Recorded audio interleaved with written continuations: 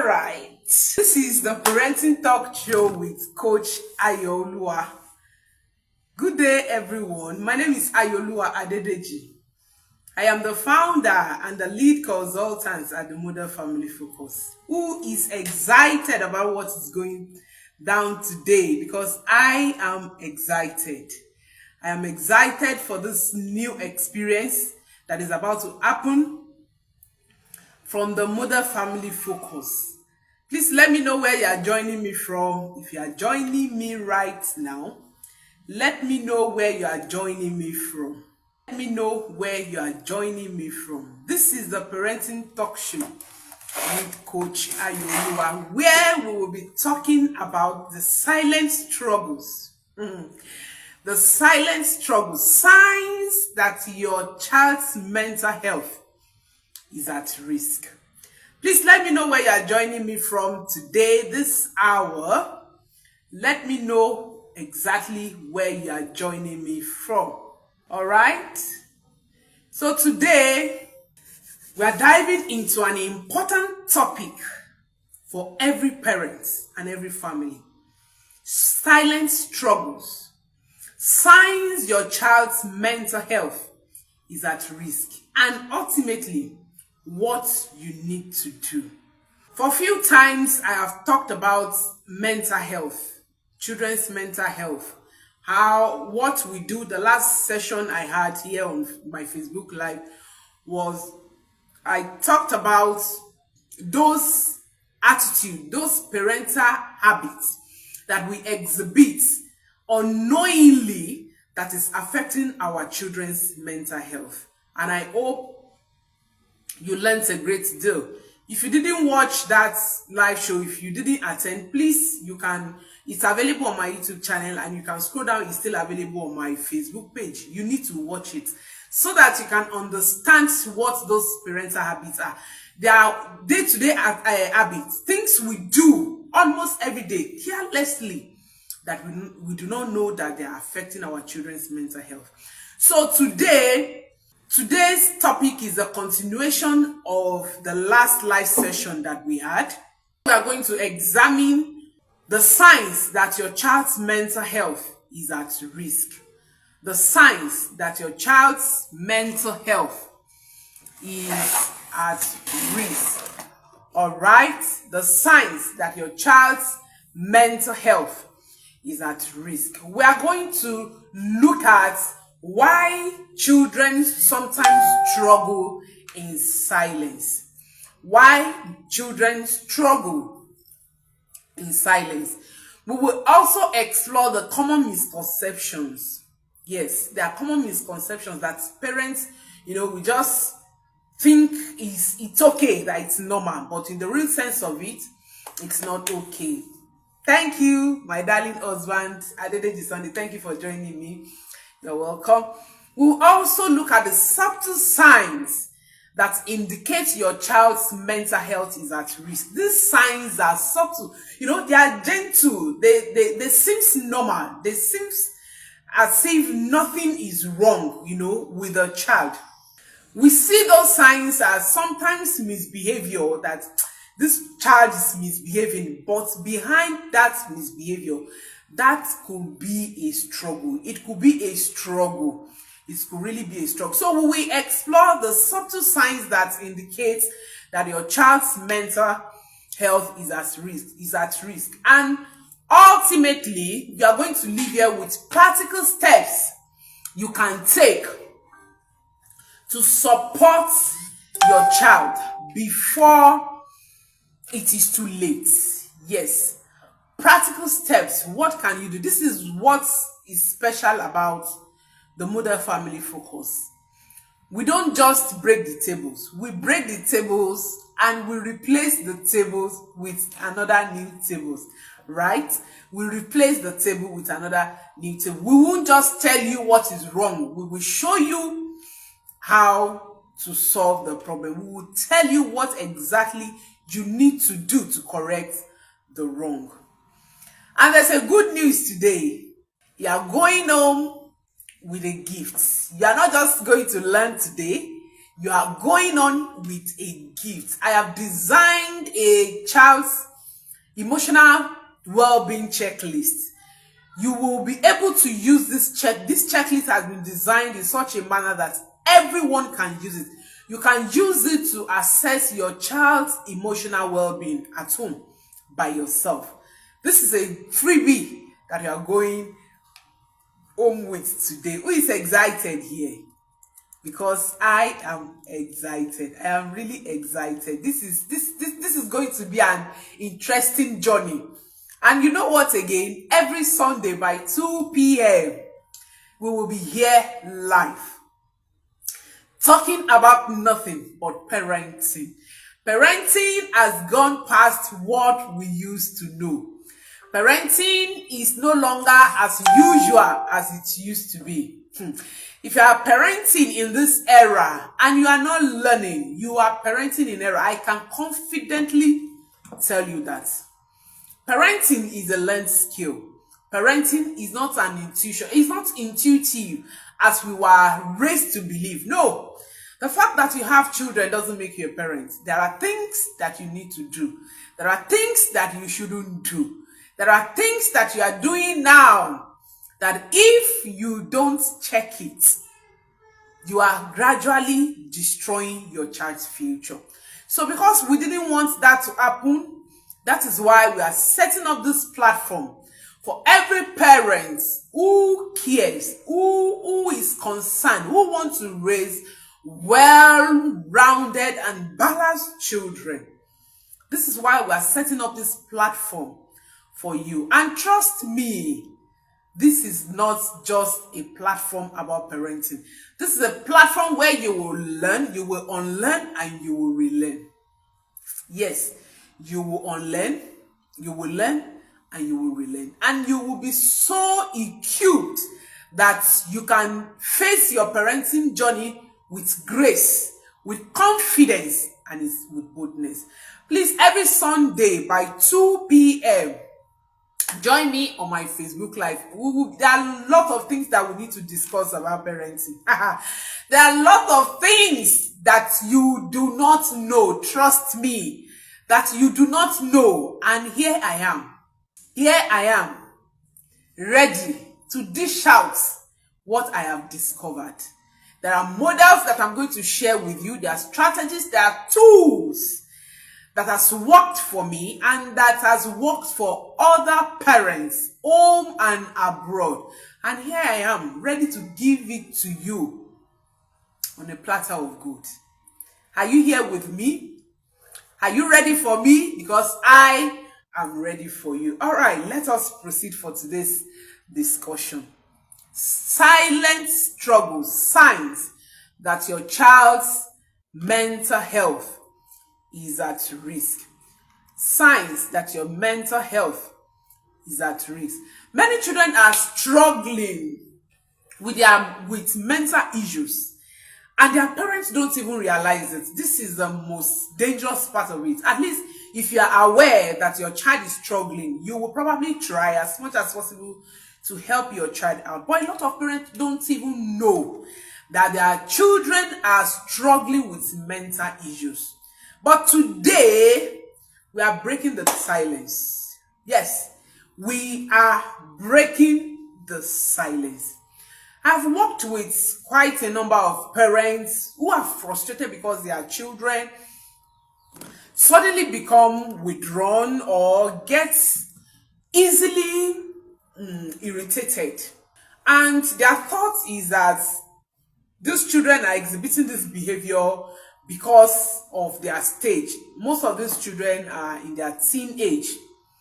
Not until we look inwardly and we realize that those habits are actually silent cry for help. They are silent cry for help.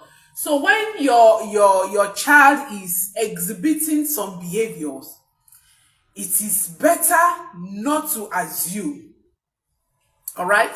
It is better not to assume. It is better to look inward to know if that behavior is actually a cry for help. Most times, children don't come out to tell their parent that I'm struggling with my mental health, that I'm having mental issues, that I'm struggling with this. Most of the times, they communicate with their actions, with their attitude. And a lot of times, we parents are not careful enough to understand the why behind those attitudes. Ideally, in a real situation, in an ideal situation, children are not wired to keep to themselves, even teenagers.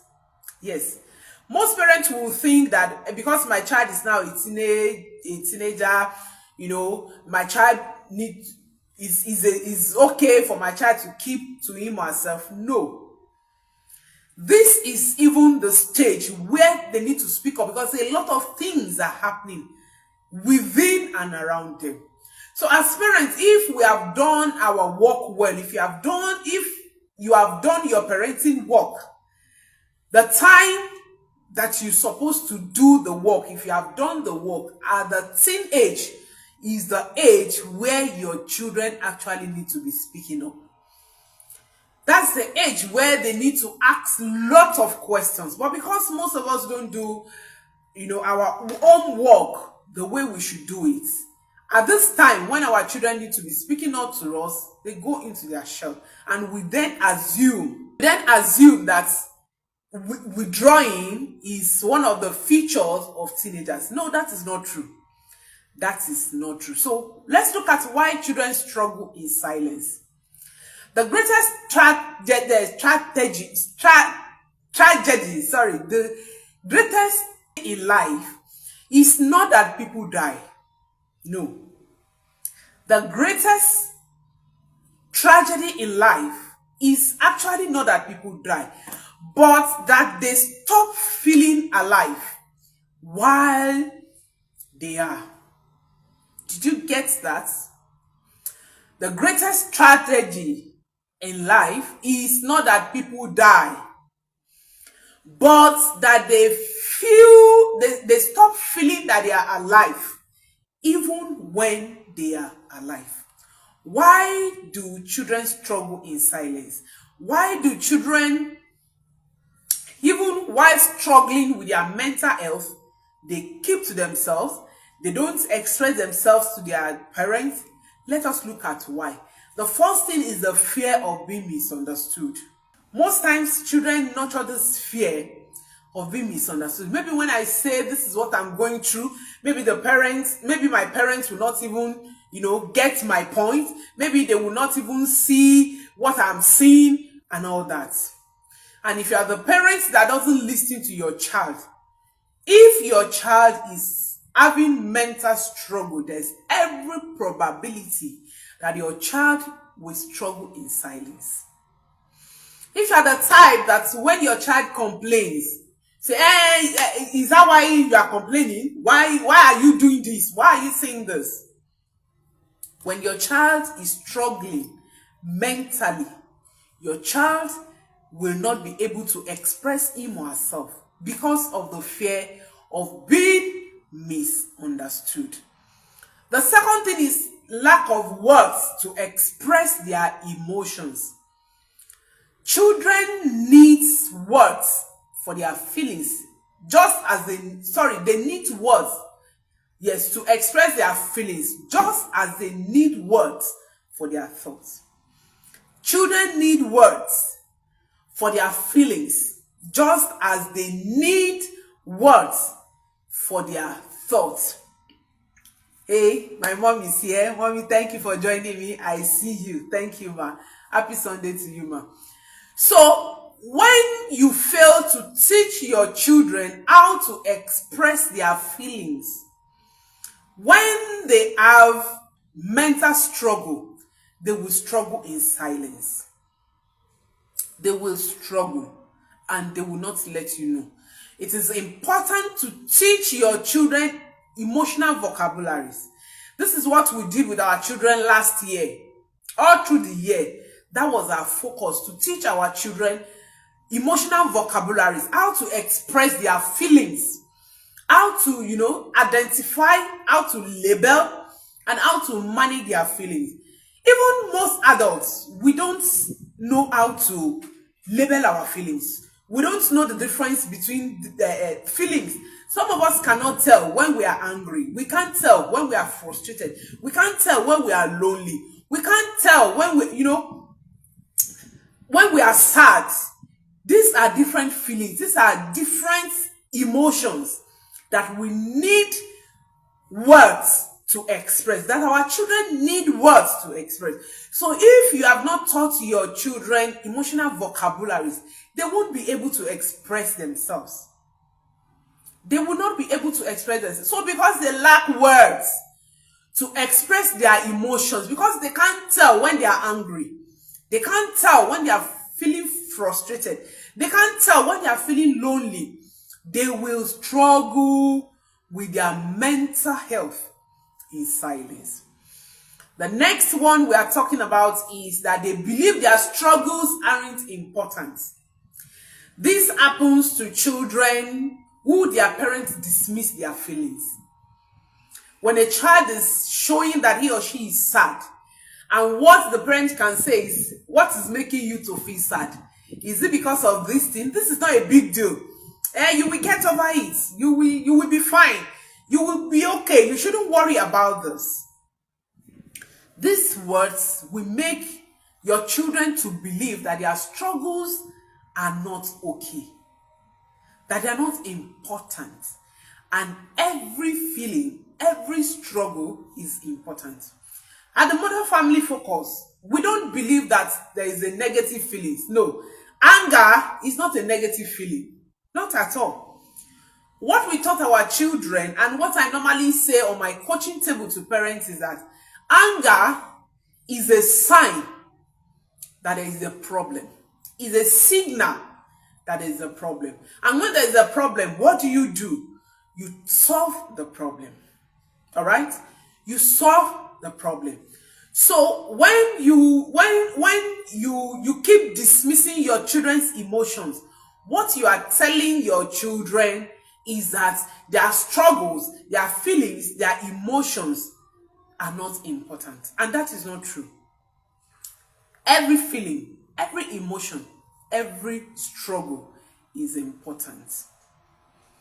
Another reason why children struggle in silence is because parents unintentionally dismiss their feelings.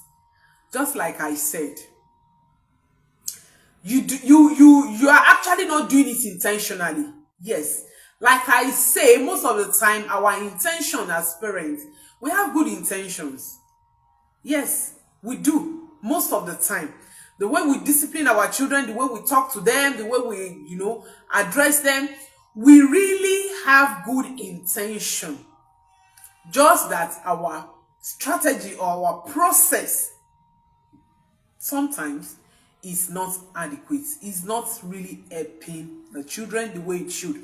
Most of the time, because we parent from lack of knowledge, most of this, our strategies and our process to discipline our children, dealing with our children, end up damaging our children's mental health.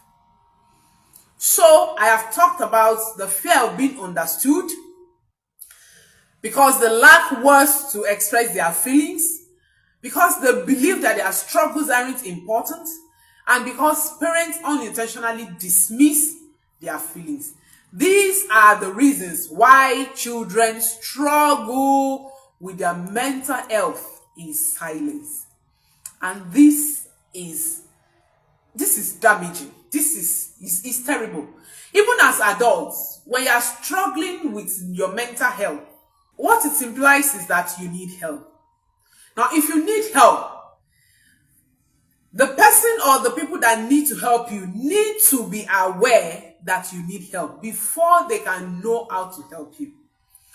So if children are struggling with their mental health and they are doing this silently, why you, the parents, who is the first figure that should know that your child is struggling with mental health, if you are not even aware, so how do you want to help your children? Of course, you won't be able to do so. And if the struggle continues, it can lead to things that are unbearable, that are unthinkable. It can lead to depression. It can lead to anxiety, fear. It can even lead to suicide. It can lead to suicide.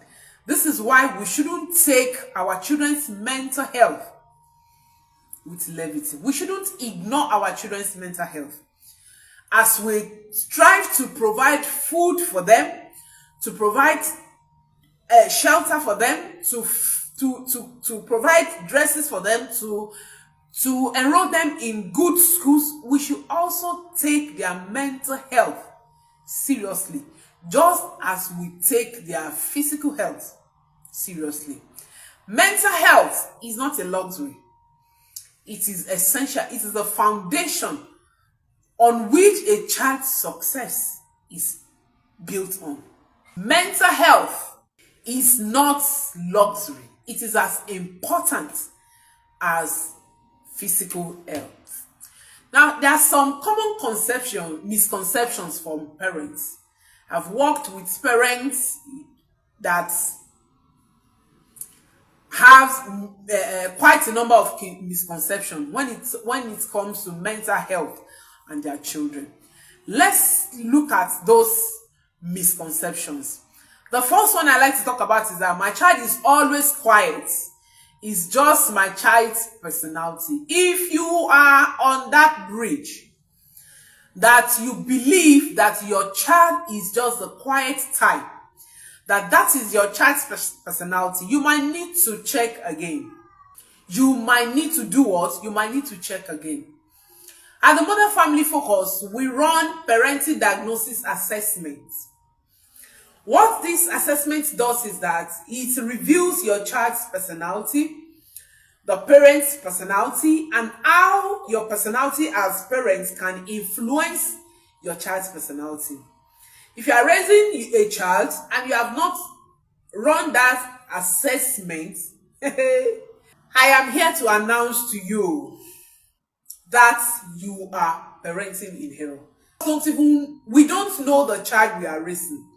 And if you don't know the child you are raising, you will definitely raise another child. And that is what is happening. For you not to raise another child, you need to run the assessment. These assessments will bring out your child's strength, your child's weakness, you, the parent's weakness, and your strength, and how you can build your child's weakness from your child's point of strength.